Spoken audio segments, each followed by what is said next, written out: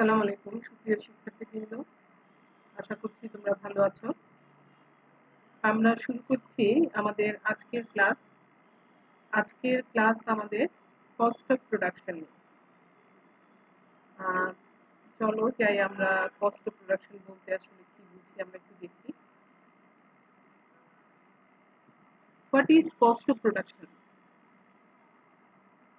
Cost of production refers to the total cost incurred by a business to produce a special quantity of a product or a service. তাহলে আমরা এখান থেকে বুঝতে পারছি cost of প্রোডাকশনটা আসলে কি মিন করছে।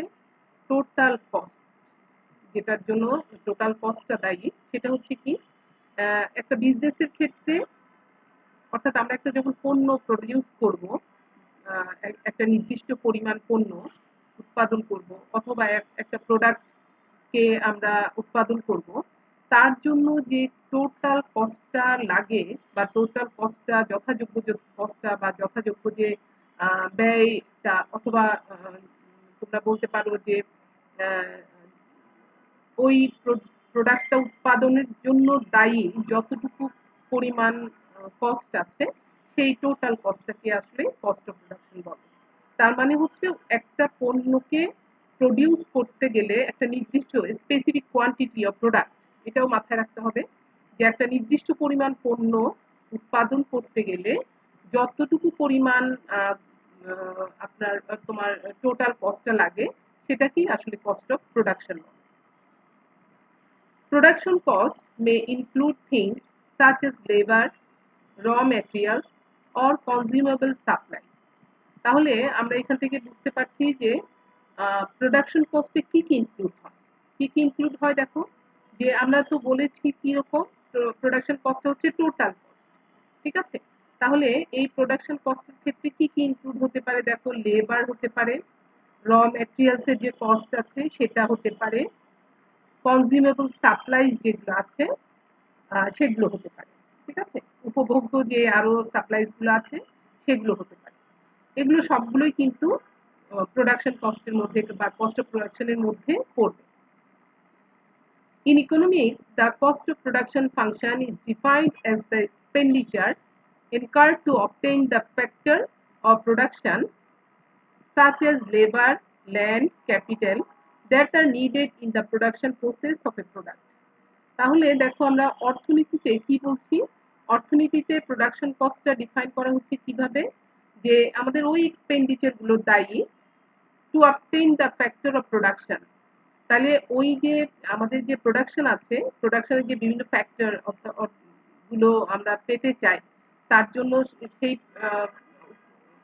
উপাদানগুলো কি কি, ফ্যাক্টর প্রোডাকশনের যে উপাদানগুলো সেগুলো কি কি, লেবার, ল্যান্ড, ক্যাপিটাল, এগুলো আমাদের কিসের জন্য লাগে? এগুলো আমাদের যে প্রোডাকশন গুলো আছে, প্রোডাকশন প্রসেস। তুমি চিন্তা করে দেখো যে আমরা যদি একটা প্রোডাকশনে যেতে চাই, সাচে হতে পারে একটা টি শার্টের আমরা একটা ইন্ডাস্ট্রি যদি চিন্তা করে থাকি, তাহলে এই টি শার্ট প্রডিউস করতে গেলে আমার কি লাগবে? লেবার লাগবে, টি শার্টের ইন্ডাস্ট্রির জন্য আমার একটা ল্যান্ড লাগবে এবং আমার ক্যাপিটাল লাগবে।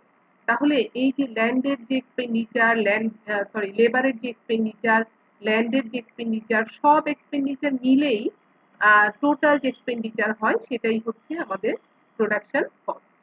তাহলে আমরা এখানে একটা এক্সাম্পল দেখি। For example, the production cost for a motor vehicle tyre may include expenses such as rubber, labor needed to produce the product and the various manufacturing supplies. তাহলে আমরা যদি একটা মোটর ভেহিকেলের যে টায়ার আছে, সেই টায়ারের প্রোডাকশন কস্টে যদি চিন্তা করি, তাহলে এখানে কি কি আসছে, যে ওই টায়ারের জন্য আমাদের যে রাবার গুলো লাগবে, সেই রাবার, তারপর হচ্ছে তার প্রোডাকশনের জন্য যে লেবার লাগবে সেটা, ওই পণ্যটা উৎপাদন করার জন্য যে শ্রমিক আমার প্রয়োজন সেগুলো, এবং আরো যে ম্যানুফ্যাকচারিং সাপ্লাইজ গুলো আছে বিভিন্ন ধরনের, শুধু রাবার দিলেই তো হবে না, আরো আদার্স ম্যানুফ্যাকচারিং সাপ্লাইজ গুলো লাগবে। তো এই সবগুলো মিলে আমরা যে খরচটা হবে, যে এক্সপেন্সটা হবে, সেটাকে আমরা বলছি production cost. Okay, In service industry, the cost of production may entail the material cost of delivering the service as well as labor cost paid to employee tasked with providing the service. তাহলে দেখো যে যদি আমি একটা service industry সেবা প্রতিষ্ঠানের কথা চিন্তা করি, তাহলে the cost of production maintain the material cost. তাহলে এখানে material cost of delivering service, ওই যে ডেলিভারি সার্ভিসের যে ডেলিভারিটা হবে, অর্থাৎ ডেলিভারির জন্য আমাদের যে কস্ট আসবে, ঠিক আছে, সেটা as well as labor cost paid to employee tasked with providing the various service, providing the service.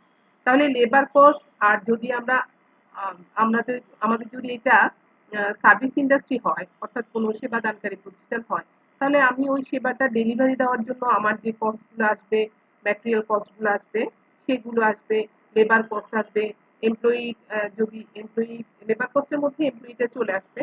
তো এই ধরনের যে কস্টগুলো হবে সেগুলো হচ্ছে আমার ওই সার্ভিসের প্রোডাকশন কস্ট।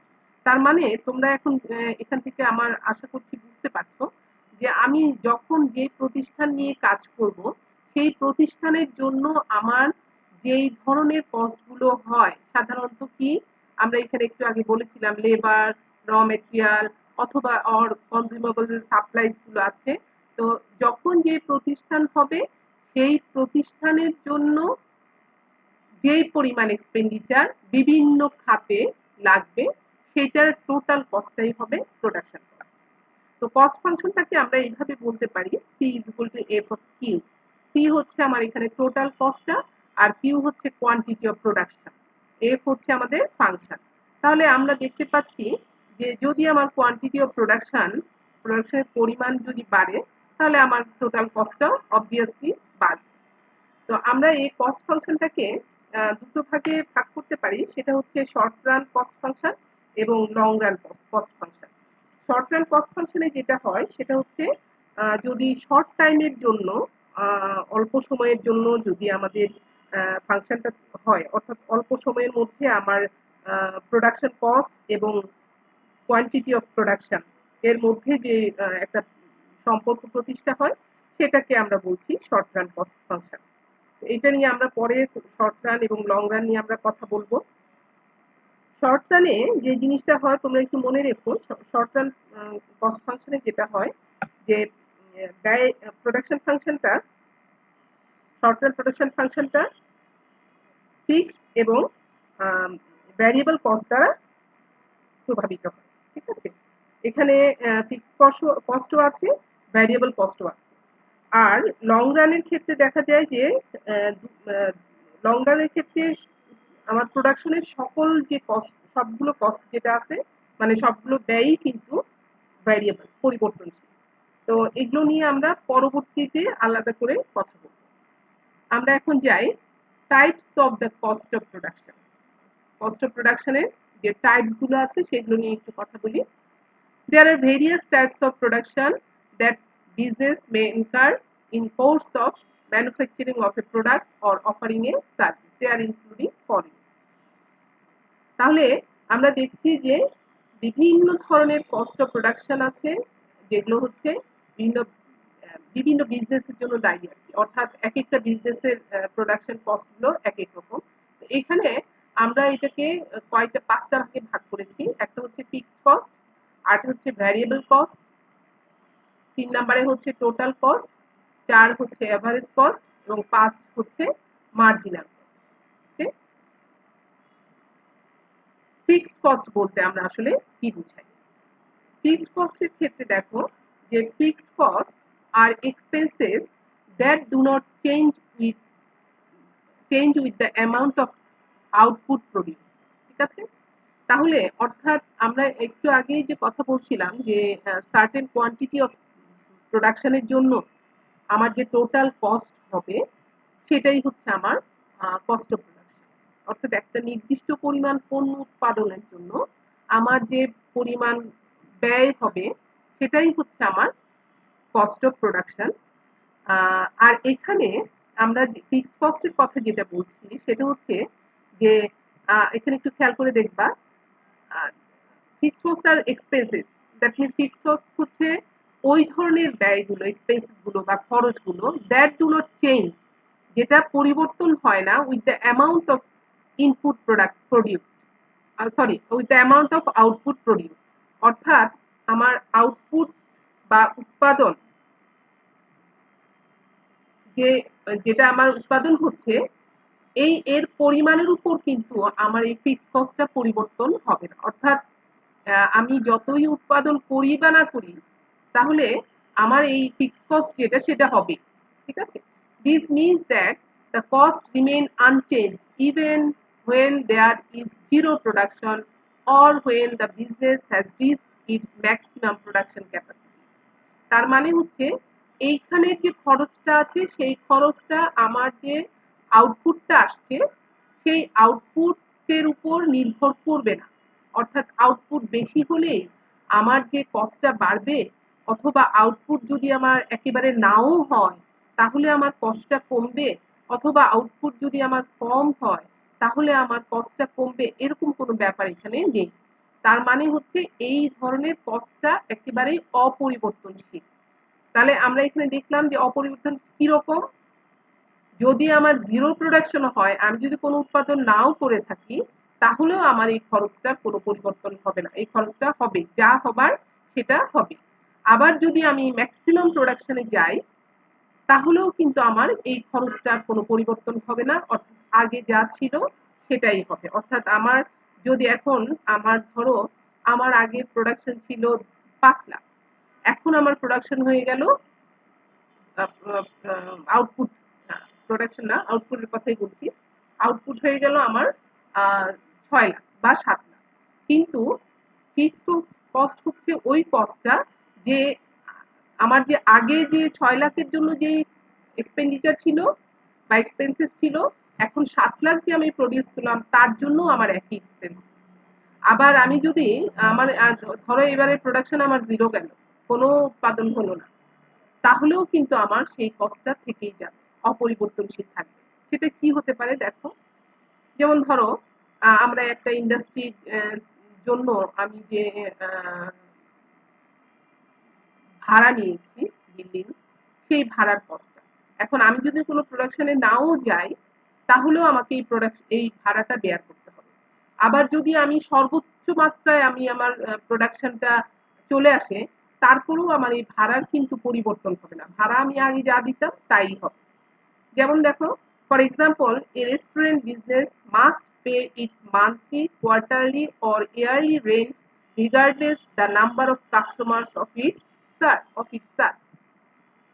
তাহলে আমরা এখানে দেখলাম যে আমার যদি নাম্বার অফ কাস্টমার, আমি যতজন কাস্টমারকে সার্ভ করি, অর্থাৎ আমার দেখা গেল আমি এবারে আমি 100 কাস্টমারকে সার্ভ করলাম, অর্থাৎ 100 কাস্টমার আমার সার্ভিস পেল, তাহলেও আমার এই যে রেস্টুরেন্টের মান্থলি যে খরচটা ছিল, রেন্ট ভাড়া, রেস্টুরেন্টের যে ভাড়াটা নিয়েছি, অথবা কোয়ার্টারলি অথবা ইয়ারলি, তাদের সাথে যেইভাবে আমি চুক্তি করেছি, সেই যে এক্সপেন্ডিচার গুলা, রেন্ট ভাড়ার যে ভাড়াটা যেটা, সেটা কিন্তু আমার বেয়ার করতেই হবে। এখন আমার তোমরা এই করোনার মধ্যে দেখো যে অনেক প্রতিষ্ঠান বন্ধ হয়ে গেছে।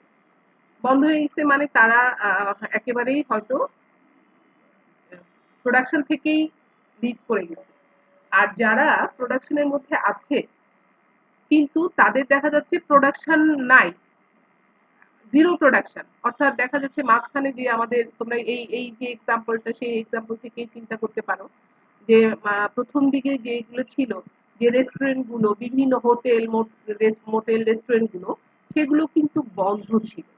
তো এই রেস্টুরেন্ট গুলো তো কোনো না কোনো ব্যক্তি বা প্রতিষ্ঠানের কাছ থেকে ভাড়া নেওয়া হচ্ছিল। তো তাদের কিন্তু এই ভাড়ার যে খরচটা সেটা কিন্তু তাদের ঠিকই বেয়ার করতে হয়েছে, যদিও তাদের কোনো উৎপাদন ছিল না। অর্থাৎ তারা কোনো রকম প্রফিটের ক্ষেত্রে যেতে পারে, অর্থাৎ প্রোডাকশনেই যেতে পারে, অর্থাৎ কোনো সার্ভিসই তারা দিতে পারে, কিন্তু তাদের ক্ষেত্রে এই যে রেন্ট যেটা, সেটা রেন্ট কিন্তু তাদের ঠিকই বেয়ার করতে হচ্ছে। তাহলে এই ধরনের এক্সপেন্ডিচার গুলোকে আমরা বলতে পারি ফিক্সড কস্ট, অর্থাৎ এই কস্টে কোনো পরিবর্তন হবে না। তুমি উৎপাদন করো বা না করো, উৎপাদন বেশি করো অথবা কম করো, কিন্তু তোমার এই কস্ট ফিক্সড। বাড়ি ভাড়া বা রেন্ট, রেস্টুরেন্টের রেন্ট যদি না বাড়ানো হয়, অর্থাৎ একটা নির্দিষ্ট মেয়াদে যে চুক্তিটা হয়, সেই চুক্তি অনুসারে যতদিন তুমি ওই চুক্তির মধ্যে থাকবা ততদিন তোমার ওই পরিমাণ এক্সপেন্ডিচার তোমাকে বেয়ার করতে হবে।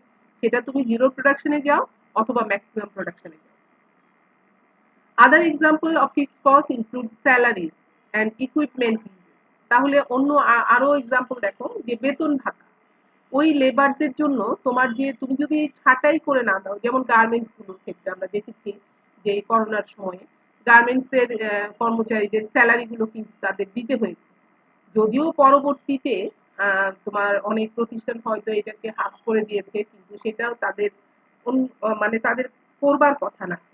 অর্থাৎ যতক্ষণ তাদের আন্ডারে এই প্রতিষ্ঠানটা থাকবে, প্রতিষ্ঠানের কর্মচারীগুলো থাকবে, ততক্ষণ এই প্রতিষ্ঠানের কর্মচারীদের যে বেতন ভাতা সেগুলো কিন্তু তাদের প্রোডাকশনে থাকুক বা না থাকুক, কিন্তু তাদের এটা বেয়ার করতে হবে যদি কর্মচারীকে ছাঁটাই করে না।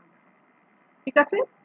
আবার কোনো ইকুইপমেন্ট যদি লিজ নিয়ে থাকে, তাহলে সেগুলোর ক্ষেত্রেও সেই ধরো আমি আমার প্রোডাকশনের জন্য আমি ৩টা ট্রাক্টর লিজ নিয়েছি, কিন্তু আমি আসলে এখন কোনো কাজই করতে পারিনি।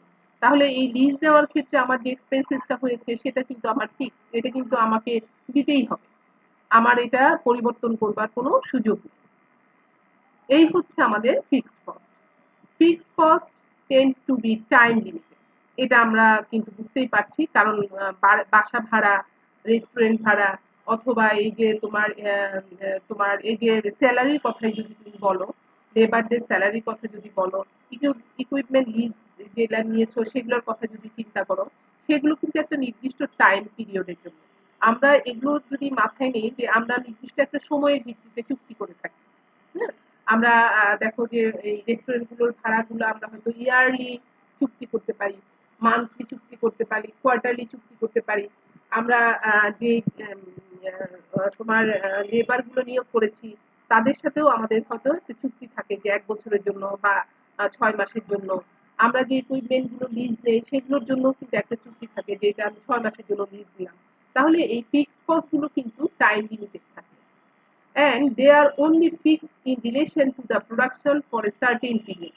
এবং আমরা অবশ্যই এটা ফিক্স থাকে কি পর্যন্ত, একটা সার্টেন পিরিয়ড পর্যন্ত ফিক্স থাকে।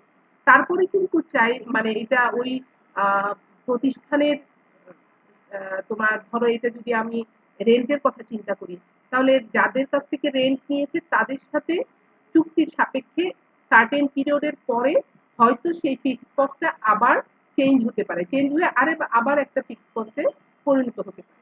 আমার ধরো একটা রেস্টুরেন্টে আমি চুক্তি করেছিলাম ১ বছরের চুক্তি, সেটা হচ্ছে প্রতি মাসে আমি ৫০,০০০ টাকা করে আমার রেস্টুরেন্টের ভাড়া দিব। তাহলে ১ বছর পর্যন্ত কিন্তু এই সার্টেন পিরিয়ড পর্যন্ত আমার এই কস্টটা ফিক্স থাকবে।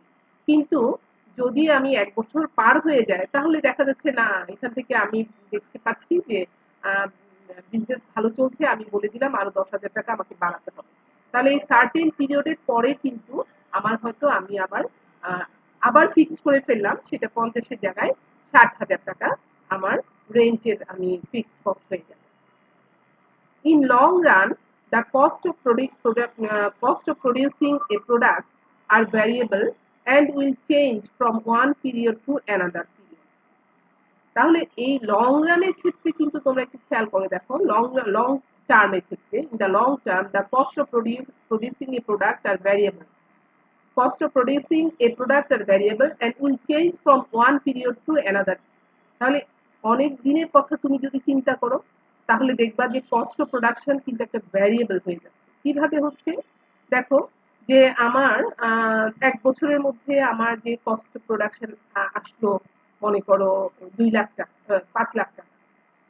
তার পরের বছর হয়তো আমার কস্ট অফ প্রোডাকশন হয়ে গেল ৫,৫০,০০০ টাকা। এর পরের বছর হয়ে গেল আমার কস্ট অফ প্রোডাকশন ৬ লাখ টাকা। তাহলে দেখা যাচ্ছে কি লং রানের ক্ষেত্রে এই কস্ট অফ প্রোডাকশন কিন্তু আস্তে আস্তে কি এটা ভ্যারিয়েবল হয়ে যাচ্ছে এবং change from one period to another period. একটা পিরিয়ড থেকে একটা সময়কাল থেকে অন্য আরেকটা সময়কালে এটা পরিবর্তনশীল হয়ে যাচ্ছে। তো আমরা দেখলাম যে আমাদের ফিক্সড কস্টটা আসলে কি, এবং লং রানে আমাদের আসলে আমরা আরো একটু দেখলাম যে লং রানের ক্ষেত্রে বা লং টার্মের দীর্ঘমেয়াদী সময়ের ক্ষেত্রে আমার একটা প্রডিউসের ক্ষেত্রে এটা কি হয়ে যায়, কস্ট অফ প্রডিউসিং একটা ভ্যারিয়েবল হয়ে যায়। ঠিক আছে, এরপরে আসো ভ্যারিয়েবল কস্ট। ভ্যারিয়েবল কস্ট দেখে আমরা বুঝতেই পারছি যে এটা আসলে পরিবর্তনশীল। তাহলে ভ্যারিয়েবল কস্ট আর cost that change with the changes in the level of production. তাহলে এটা আবারও আমরা সেই প্রোডাকশনের কথা চিন্তা করি যে আমরা বলছিলাম যে একটা সার্টেন কোয়ান্টিটি প্রোডাকশনের জন্য যে টোটাল কস্ট হচ্ছে সেটাই হচ্ছে আমার কস্ট অফ প্রোডাকশন। সেই সার্টেন কোয়ান্টিটি প্রোডাক্ট প্রডিউসিং এর ক্ষেত্রে আমার ফিক্সড কস্টও আছে, ভ্যারিয়েবল কস্টও আছে। তাহলে ফিক্সড কস্ট আমরা দেখলাম যেটা পরিবর্তন হয় না, আর ভ্যারিয়েবল কস্ট আমরা বলছি যেটা এই যে লেভেল অফ প্রোডাকশন অর্থাৎ প্রোডাকশনের মাত্রা যদি তোমার বাড়ে তাহলে আমার ভ্যারিয়েবল কস্টটাও বাড়বে, আর প্রোডাকশনের মাত্রা যদি কমে তাহলে আমার ভ্যারিয়েবল কস্টটাও কমবে। তার মানে হচ্ছে এই এই কস্টটা হচ্ছে ভ্যারি করছে, ভ্যারিয়েবল কস্টটা হচ্ছে ভ্যারি করছে কিসের উপর, লেভেল অফ প্রোডাকশন অর্থাৎ প্রোডাকশনের যে মাত্রা পরিমাণ সেটার উপর ডিপেন্ড করছে। সেটা পরিবর্তনশীল হলে আমার এই কস্টটাও পরিবর্তনশীল হচ্ছে। That is, they rise as the production volume increases and decreases as the production volume decreases. যে কথাটা আমরা একটু আগেই বললাম যে এটা রাইজ করে কখন, প্রোডাকশন ভলিউমটা যখন ইনক্রিজ হয়, অর্থাৎ প্রোডাকশন ভলিউমটা যদি বাড়ে তাহলে আমার এই কস্টটাও বাড়বে, এবং এই প্রোডাকশন ভলিউম যদি ডিক্রিজ হয়, কমে, উৎপাদনের মাত্রা যদি আমার কমে যায়, পরিমাণ যদি কমে যায়, তাহলে আমার এই কস্টটাও কমে যায়। If the production volume is zero, then no variable cost incurred. যদি প্রোডাকশন ভলিউমটা আমার জিরো হয়, যদি কোনো উৎপাদন না করি আমি, উৎপাদন যদি না হয়, তাহলে আমার ভ্যারিয়েবল কস্টটা এক্ষেত্রে কি দায়ীটা কি হবে, ভ্যারিয়েবল কস্টটা জিরো হবে, অর্থাৎ এর জন্য কোনো কোনো কস্ট আমার আসবে না। কিন্তু আমরা ফিক্সড কস্টের ক্ষেত্রে দেখেছি যে যদি আমার কোনো প্রোডাকশন নাও হয়, অর্থাৎ জিরো প্রোডাকশন যদি হয়, সেই ক্ষেত্রেও কিন্তু আমার প্রোডাকশন কস্ট থাকে ফিক্সড কস্টের ক্ষেত্রে। কিন্তু ভ্যারিয়েবল কস্টের ক্ষেত্রে আমরা দেখলাম যে যদি আমার জিরো প্রডিউস হয়, জিরো প্রোডাকশন হয়, সেই ক্ষেত্রে আমার কিন্তু কোনো ভ্যারিয়েবল কস্ট থাকছে না। আমরা এক্সাম্পলে যাই। Example of variable cost include sales commission, utility cost, raw materials and direct labour cost. যেমন ধরো যে আমরা যদি সেলস কমিশন, আমরা বললাম যে তুমি আমাকে এটা যদি বিক্রি করে দাও তাহলে তোমাকে এত পার্সেন্ট কমিশন দিব, 5% কমিশন পাবে।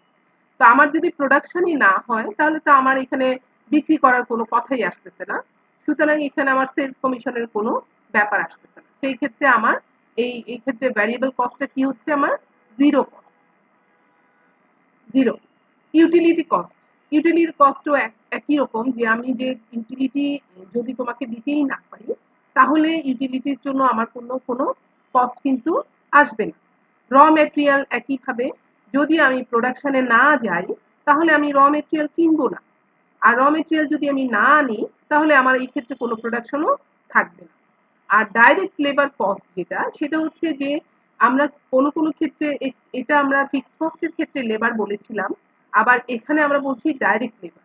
তার মানে ধরো আমি একটা বিল্ডিং তৈরি করব, এখন বিল্ডিং তৈরি করতে গেলে আমার এই বিল্ডিং এর ক্ষেত্রে দেখা যায় যে আমরা রেগুলারলি কিছু লেবার নিয়োগ করি, যেটা সরাসরি শ্রমিক নিয়োগ করা হয়। তো যখন পেইড স্যালারি না হয়, যেমন যাদের সাথে আমরা যেমন একটা কারখানার শ্রমিকের কথা যদি বলি, কারখানার শ্রমিক আর এটার ক্ষেত্রে দেখবা কারখানার শ্রমিকের কিন্তু তাদের সাথে আমার চুক্তি থাকে, একটা বেতন ভাতার চুক্তি থাকে, যে আমি মাস গেলে তাকে একটা বেতন দিব এবং সে হয়তো 6 মাস বা 1 বছরের জন্য আমার চুক্তির মধ্যে আছে। সুতরাং আমাকে ওই যদি আমি প্রোডাকশনে নাও যাই তাহলেও কিন্তু তাকে আমার এই বেতনটা দিতে হবে।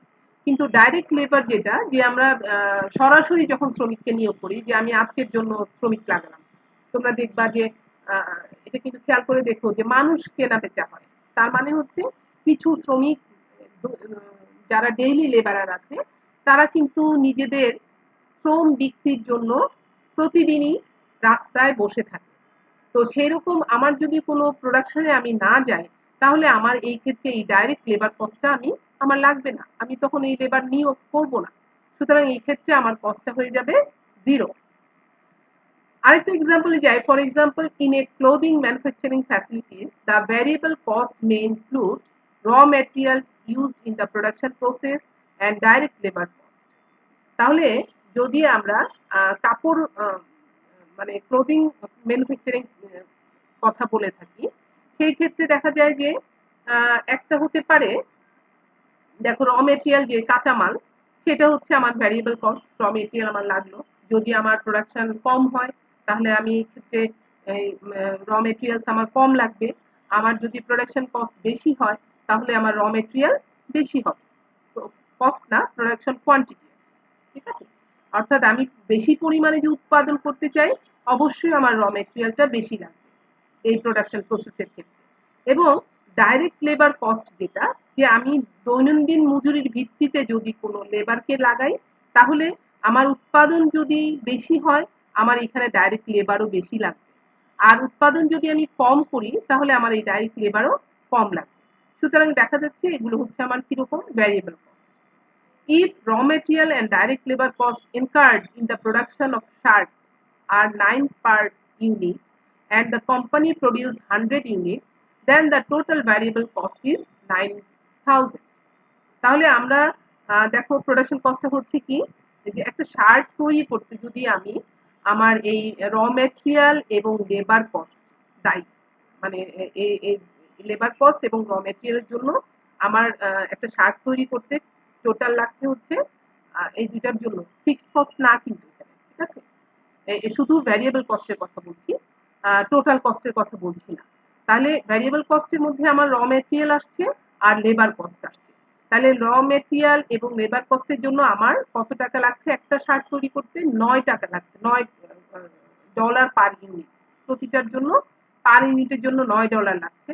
আর তাহলে কোম্পানি যদি 1000 ইউনিট প্রডিউস করে, তাহলে তার টোটাল ভ্যারিয়েবল কস্ট আসবে $9000। ঠিক আছে?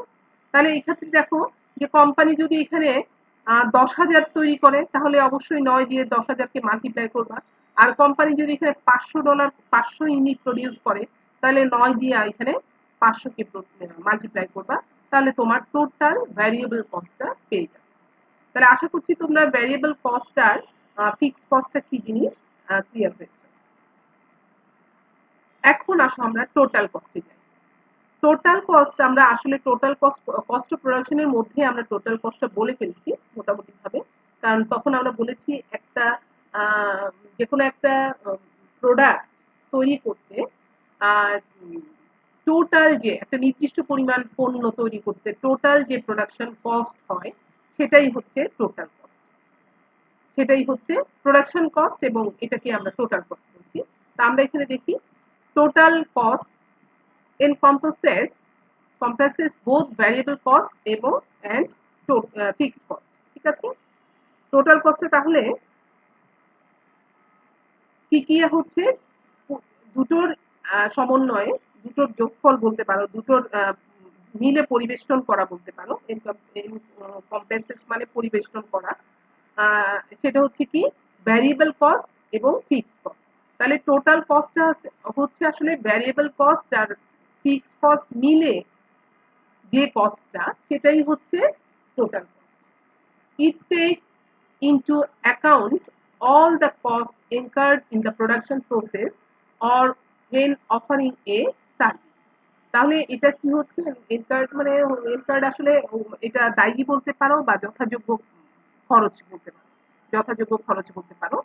তাহলে এটা যখন আমি একটা প্রোডাকশন প্রসেসে যাব অথবা একটা সার্ভিস অফার করব, সেই ক্ষেত্রে এটার মধ্যে যত রকমের কস্ট আছে, সবগুলো কস্ট মিলে হচ্ছে আমার it takes into account all cost।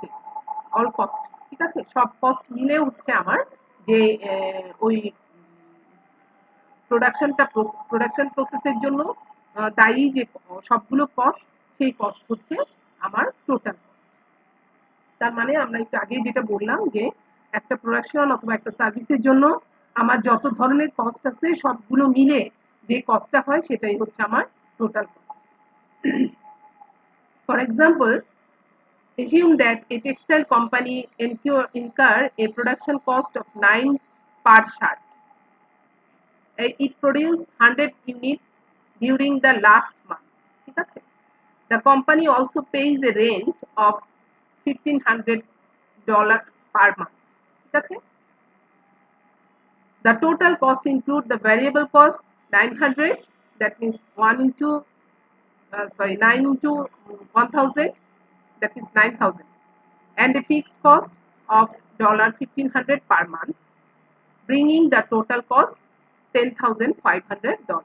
তার মানে হচ্ছে যে আমরা একটু আগে যে কথাটা বলছিলাম ভ্যারিয়েবল কস্টের ক্ষেত্রে আমরা বলেছিলাম যে আমরা যদি 100 ইউনিট প্রডিউস করতে চাই এবং প্রতিটা ইউনিট প্রডিউস করতে যদি আমার পার ইউনিট প্রডিউস করতে যদি $9 ভ্যারিয়েবল কস্ট হয়, এই $9 হচ্ছে কি আমার পার ইউনিট ভ্যারিয়েবল কস্ট।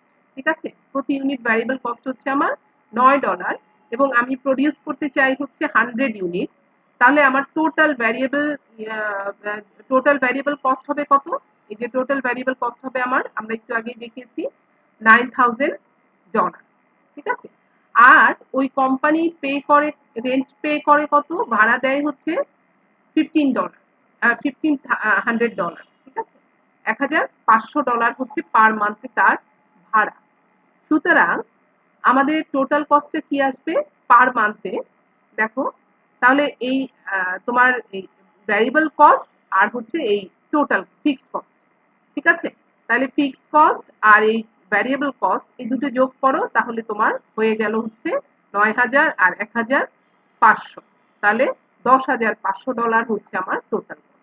তাহলে আমরা এখানে দেখলাম টোটাল কস্ট হচ্ছে কি? টোটাল কস্ট হচ্ছে ভ্যারিয়েবল কস্ট প্লাস হচ্ছে ফিক্সড কস্ট। ওকে? এরপরে হচ্ছে এভারেজ কস্ট। ঠিক আছে?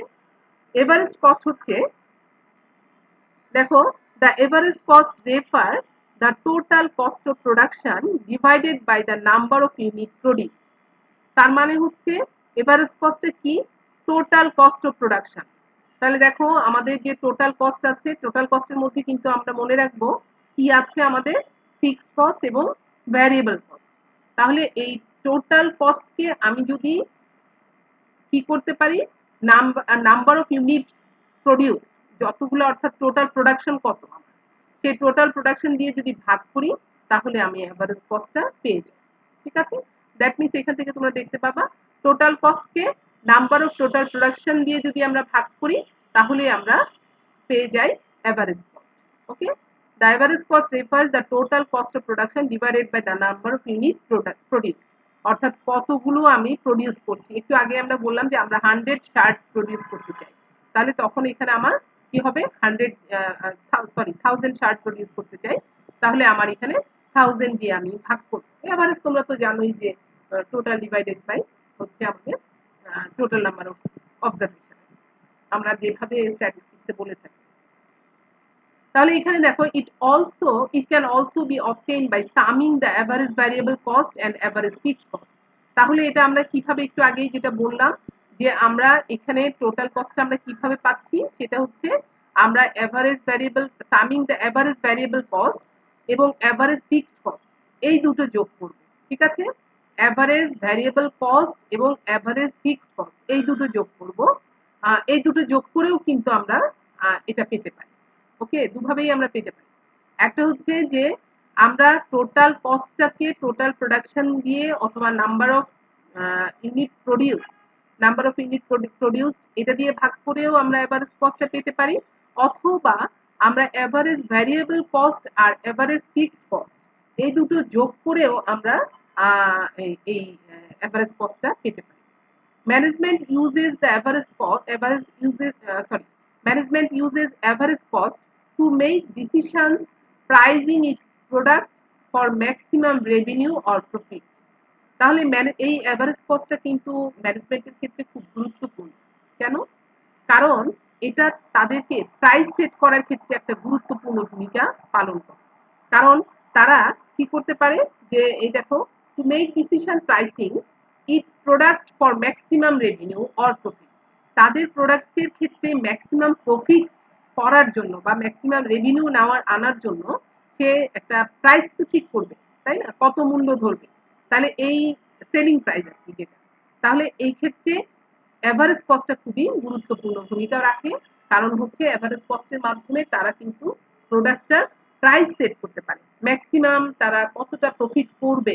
কারণ তোমাদের এখানে খেয়াল রাখতে হবে, যারা প্রডিউসার তারা অবশ্যই খেয়াল রাখে যে, কারণ আমার ম্যাক্সিমাম প্রাইস যদি আমি খুব বেশি বাড়িয়ে দেই তখন দেখা যায় যে সেটা সেল হবে না। আর সেল যদি আমি ধরো আমার কস্ট কম, আমার এক্সপেন্ডিচার টোটাল কস্ট কম হয়েছে কিন্তু আমি খুব বেশি বাড়িয়ে দিলাম, তখন দেখা গেল যে আমার হয়তো সেটা সেলই হচ্ছে না। তো সেই ক্ষেত্রে অর্থাৎ আমার আমার ম্যাক্সিমাম প্রফিট রাখবো আমি, কারণ আমার যদি সেল না হয় সেই ক্ষেত্রেও তো আমার প্রফিট হবে না, আমার সেলও হতে হবে, আবার আমার টোটাল কস্ট থেকে টোটাল এক্সপেন্ডিচার সেটার যে পার্থক্য সেটাও একটা ম্যাক্সিমাম পর্যায়ে থাকতে হবে। তাহলে এই ক্ষেত্রে প্রাইস সেট করার জন্য এই অ্যাভারেজ কস্ট একটা গুরুত্বপূর্ণ ভূমিকা পালন করে। The goal of the company should be minimize the average cost per unit. দেখো আমরা কিন্তু একটু আগেই এই কথাটা বললাম যে ওই কোম্পানি কি করে, অবশ্যই তার এভারেজ কস্টটা কি করতে চায়, মিনিমাইজ করতে চায়। অবশ্যই সে কস্টটা মিনিমাইজ করতে চায় এবং এটাই তার লক্ষ্য থাকবে যে সে কস্টটা কি করবে, এভারেজ কস্টটা মিনিমাইজ করবে এবং সে আর তোমার তখন সে সেলিং প্রাইসটা বাড়াতে পারবে। So it can increase the profit margin without increasing cost. তাহলে তখনই সে কিন্তু প্রফিট একদম মার্জিন প্রফিট করতে পারবে, মানে লাভটা করতে পারবে, তার প্রফিট মার্জিনটা বাড়াতে পারবে। কারণ যদি সে এভারেজ কস্টটা কম রাখতে পারে, মিনিমাইজ করতে পারে, তাহলে সে কিন্তু প্রফিট মার্জিনটাকে ইনক্রিজ করতে পারে উইদাউট ইনক্রিজিং কস্ট। আর মানে অন্য এক্সপেন্ডিচার গুলো বা ইনক্রিজিং কস্টটা কমিয়ে, অর্থাৎ কস্ট কমিয়ে তোমার প্রফিটটাকে বাড়াতে পারে কিভাবে, এভারেজ কস্ট পার ইউনিট যদি সে মিনিমাম রাখতে পারে। ঠিক আছে, তার দেখা যাচ্ছে কিছু কস্ট তো তোমার ইয়ে করতে পারে না, তোমার ফিক্সড কস্ট যেগুলো সেগুলো কিন্তু সে কমাতে পারে না, ফিক্স থাকে। তাহলে এভারেজ কস্ট যেটা সেটার মধ্যে তো আমাদের আসলে ভ্যারিয়েবল কস্ট ফিক্সড কস্ট দুটোই আছে, কিন্তু দুটো মিলেই তার যেটা করতে হয় সেটা হচ্ছে এই এভারেজ কস্ট পার ইউনিটের ক্ষেত্রে যদি কমাতে পারে তাহলে তার প্রফিটটা কিন্তু ইনক্রিজ করে without increasing the cost. Cost না বাড়িয়েই সে প্রফিটটাকে বাড়াতে পারে। তো সেই ক্ষেত্রে এভারেজ কস্ট কিন্তু একটা গুরুত্বপূর্ণ ভূমিকা পালন করে। তাহলে আমরা আজকে এই পর্যন্ত রাখি, এভারেজ কস্ট পর্যন্ত। পরবর্তীতে আমাদের, আচ্ছা আমি আরেকটা দেখি যে পরবর্তীতে আমরা মার্জিনাল কস্ট নিয়ে কথা বলবো এবং আরো সাথে আমাদের আরো কিছু ইয়ে আছে, এগুলোর মধ্যে যে রিলেশনশিপ গুলো আছে এগুলো নিয়ে কথা বলবো। তাহলে আজকে আমাদের এই এভারেজ কস্ট পর্যন্তই থাকুক। তোমাদের আশা করছি তোমাদের কোনো সমস্যা হবে না। তারপরে যদি কোথাও কোনো প্রবলেম বোধ করো তাহলে আগামী ক্লাসের আগে আমাকে নোটিস করো। তো ভালো থাকো তোমরা, আজকে এই পর্যন্তই রাখছি। আল্লাহ হাফেজ।